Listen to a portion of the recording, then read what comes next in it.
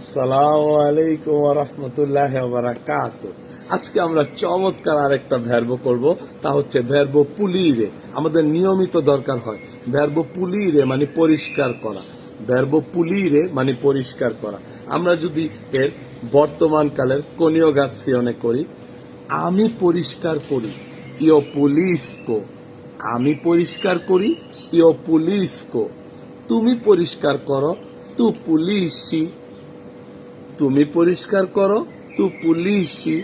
সে পরিষ্কার করে, লুইলে পুলিশে। আমরা পরিষ্কার করি, নই পুলিয়ামো।